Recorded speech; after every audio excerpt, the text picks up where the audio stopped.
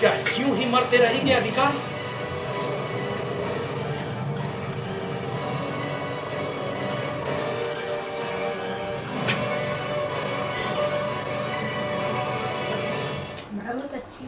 जी हाँ, क्या फर्ज निभाने वाले ऑफिसर यूं ही अपनी जान लुटाते रहेंगे?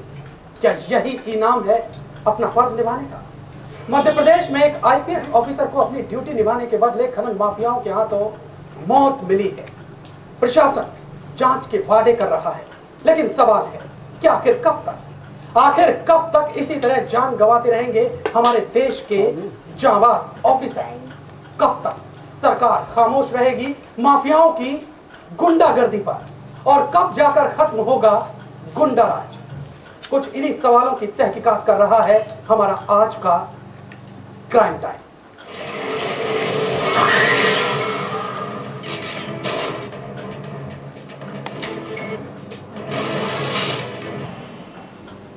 मध्य प्रदेश में एक आईपीएस ऑफिसर को फर्ज निभाने के बदले सजाए मौत मिली है।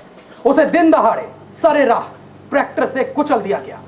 ऑफिसर नरेंद्र कुमार की खता बस इतनी थी कि उसने खनन माफियाओं के राज को बेपर्दा करने की कोशिश की थी। उसने खनन माफियाओं पर लगाम लगाने की कोशिश की थी, लेकिन वो नाकाम रहे। माफियाओं ने उन्हें सरे राह मौत दे दी।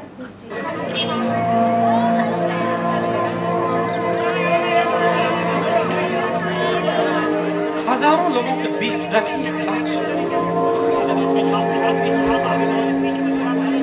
ये लाश है जांबाज आईपीएस ऑफिसर नरेंद्र कुमार सिंह की।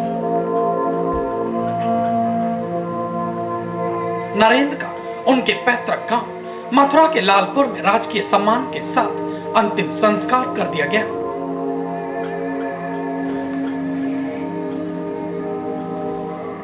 नरेंद्र को उनकी आईएएस पत्नी ने मुखाग्नि दी। एक जांबाज ऑफिसर की मौत पर सेना की सलामी और तमाम अधिकारियों की खामोशी।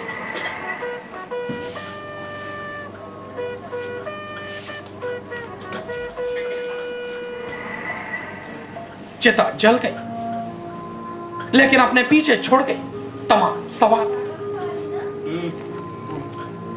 इस जांबाज ऑफिसर की मौत ने सवाल खड़े कर दिए हैं।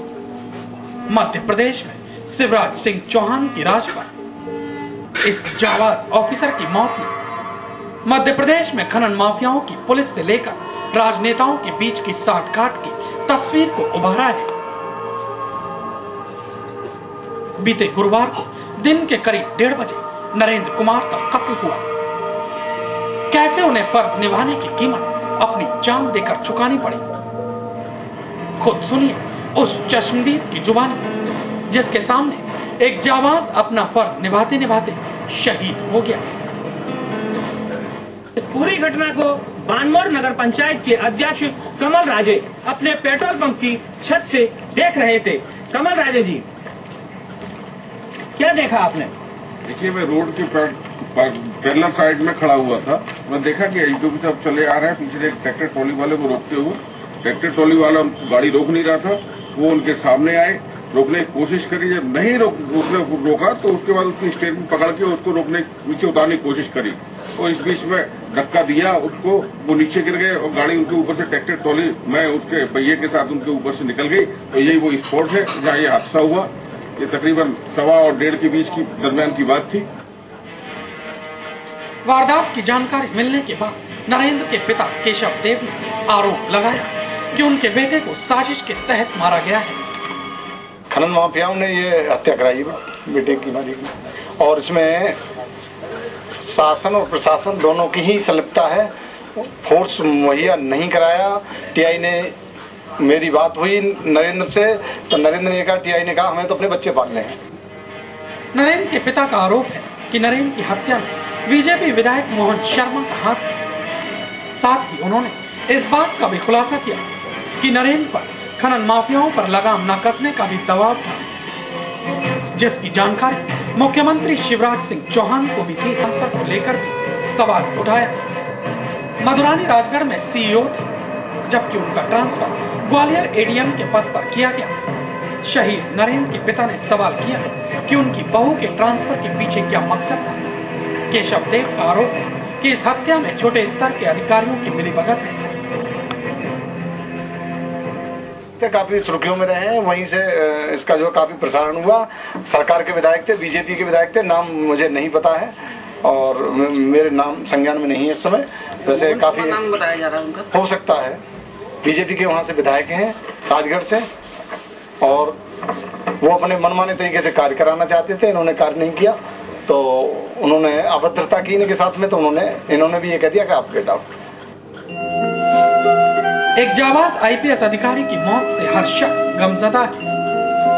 वही नरेंद्र की पत्नी मधुरानी को पति की मौत का गहरा सदमा लगा है। नरेंद्र की मौत के बाद उनके घर में हर किसी की आंखें नम हैं। हर कोई एक दूसरे को दिलासा देने में लगा है, लेकिन एक आईपीएस ऑफिसर की मौत ने कई सुलगते सवाल खड़े कर दिए हैं। ऐसे सवाल जिनकी जांच कई चेहरों को बेपर्दा कर सकती है। मथुरा से विपेंद्र कुमार के साथ मुरैना से Upendra Gautam, India news. IPS officer की चिता जल चुकी है। लाश राख में तब्दील हो जाएगी और राख भी ठंडी पड़ जाएगी, लेकिन उस राख में छिपे सवाल सुलझते रहेंगे और पूछते रहेंगे कि आखिर कब खत्म होगा माफियाओं का राज। लेकिन इन सब के बीच सूबे के नेता जिनके हाथों में राज्य की बागडोर है, वो माफियाओं पर शिकंजा कस पाने की कब सोचेंगे नहीं कहा जा सकता।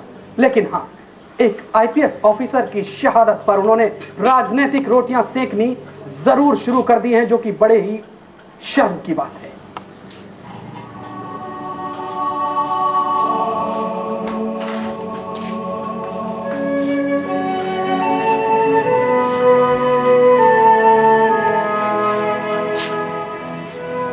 एक जाबाज आईपीएस अधिकारी यूं दुनिया से रुखसत होगा किसी ने सोचा न था। जिस अफसर पर उसके घरवाले नाज करते थे, जिसकी ईमानदारी माफियाओं में खौफ भरती थी, उस अफसर को बेरहमी के साथ मौत दे दी गई।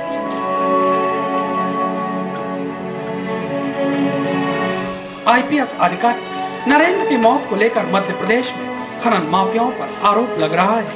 वहीं नरेंद्र की मौत को लेकर प्रदेश की राजनीति भी चरम पर है। नरेंद्र की मौत को लेकर मध्य प्रदेश के गृह मंत्री उमाशंकर गुप्ता खुलकर तो ज्यादा कुछ नहीं बोले, लेकिन मामले में माफियाओं की तरफ इशारा जरूर किया।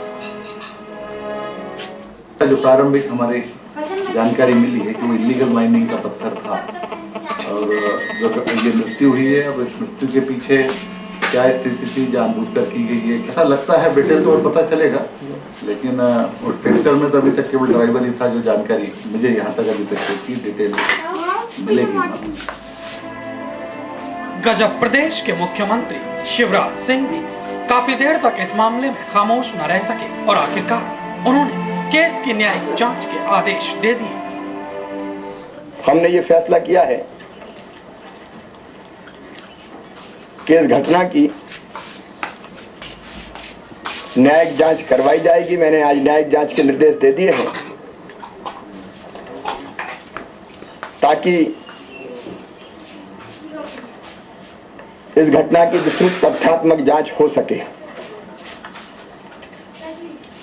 निर्देश दे दिए गए। मामला एक आईपीएस की मौत से जुड़ा था, लिहाजा इस मौत पर राजनीति भी शुरू हो गई। कांग्रेस के मीडिया सेल के अध्यक्ष मानव अग्रवाल ने इसे न केवल माफियाओं की करतूत बताया, बल्कि सीधे तौर पर बीजेपी को ही जिम्मेदार ठहरा दिया। इस हत्या में खनिज माफिया लिप्त है, जिनको भारतीय जनता पार्टी के लोगों का संरक्षण है।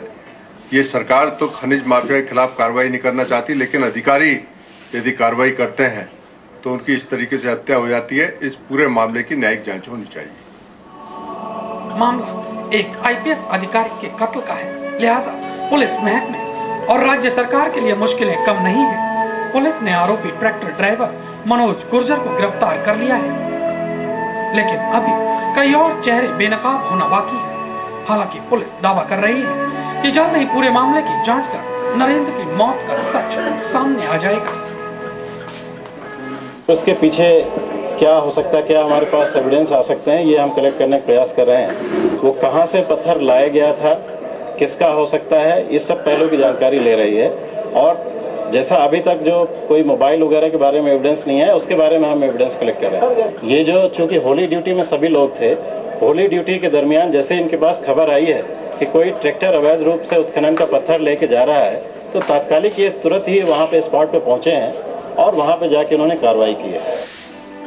एक शहीद ऑफिसर को इंसाफ दिलाने के लिए भले ही दावे और वादे किए जा रहे हों, लेकिन ऐसा पहली बार नहीं है जब किसी ईमानदार ऑफिसर को अपने फर्ज के बदले मौत मिली।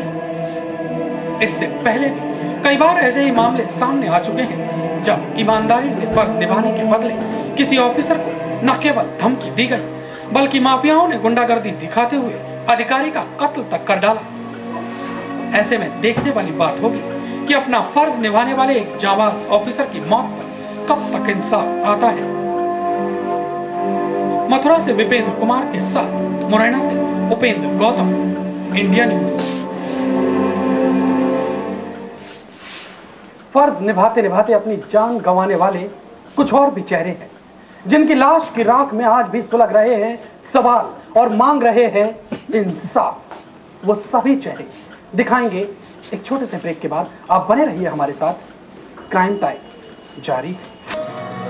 और पुलिस जल्द ही पूरी तस्वीर साफ करने की बात भी कह रही है, लेकिन ऐसा पहली बार नहीं है कि जब ईमानदारी के बदले किसी अधिकारी को मौत दी गई हो।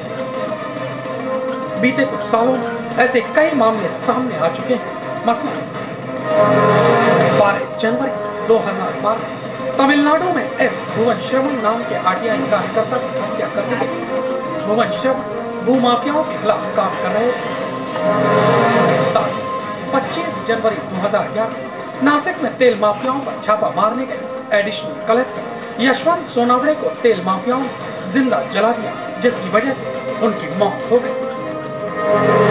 13 जनवरी 2011 को महाराष्ट्र के सामाजिक कार्यकर्ता सतीश शेट्टी पुणे के पास कुछ अज्ञात हमलावरों ने धारदार हथियारों से हमला कर दिया। सतीश शेट्टी की मौके पर ही मौत हो गई। सतीश ने सूचना के अधिकार के तहत महाराष्ट्र में कई जमीन घोटाले और मुंबई पुणे एक्सप्रेसवे में हुए घोटाले को उजागर करने में अहम भूमिका निभाई। 23 सितंबर 2010 तमिलनाडु में मुरुगन नाम के एक सरकारी कर्मचारी की हत्या कर दी गई। मुरुगन ने सरकारी राशन को लेकर खुलासा किया था। 20 जुलाई आरटीआई कार्यकर्ता अमित जेठवानी गुजरात के गिर जंगलों में हो रहे अवैध खनन के खिलाफ उच्च न्यायालय में जनहित याचिका दायर की।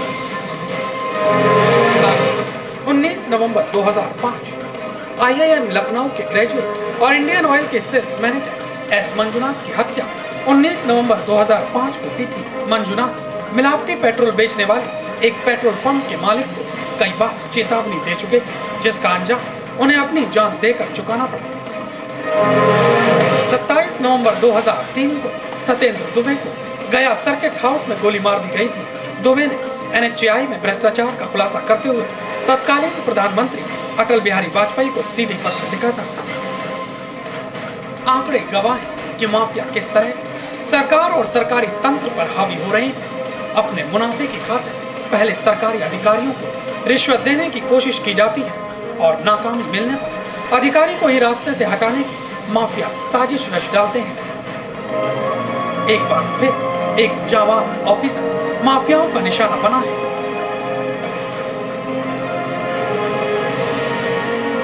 देखने वाली बात होगी कि खुद को गजब कहने वाला राज्य क्या इस मौत के पीछे छिपी साजिश को बेनकाब कर पाता है।